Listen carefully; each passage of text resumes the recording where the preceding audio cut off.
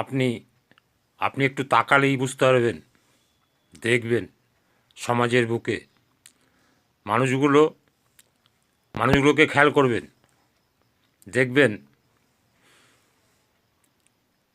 রাস্তাঘাটে দেখতে পাবেন মিস্ত্রিরা কাজ করছে, রাজমিস্ত্রি ফিতে দিয়ে মাপছে, দড়ি টানা দিচ্ছে, দিয়ে গাঁথনি করছে।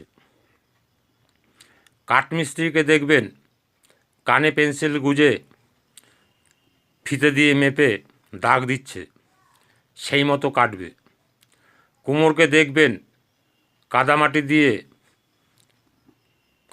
দিয়ে হাঁড়ি কলসির শেপ তৈরি করছে, শেপ দিচ্ছে, তাতে হাঁড়ি হচ্ছে, হাঁড়ি ঢাকনা হচ্ছে, পুতুল হচ্ছে, নানা রকম শেপ দিচ্ছে।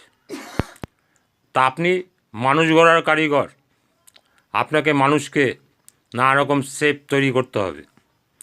আপনি আপনার টিমকে কিভাবে গঠন করবেন সেই কৌশল, সেই চিন্তাভাবনা আপনার মধ্যে থাকবে।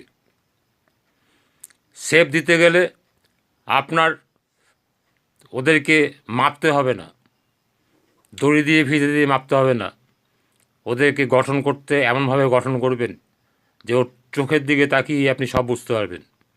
ওর চাল চলন, হাব ভাব, চোখের দিকে তাকিয়েই ওর চোখ কী কথা বলছে, এই জ্ঞান গরিমা আপনার মধ্যে থাকতে হবে। না হলে আপনি বড় লিডার হতে পারবেন না, আপনি বড় টিমের অধিকারী হবেন না। এই জ্ঞান গরিমা ওদের চোখের দিকে তাকিয়ে কথা বললেই বুঝতে পারবেন সে কী চাইছে, কেন তার দুর্বল অবস্থা, কেন সে সবল হতে পারছে না। এই রোগগুলো ধরে আপনাকে রোগের পরীক্ষা করে, আপনাকে চিকিৎসা করে ওকে মানুষ গঠন করতে হবে। তবেই কিন্তু আপনি বড় লিডার হতে পারবেন, আপনার নাম যশ হবে।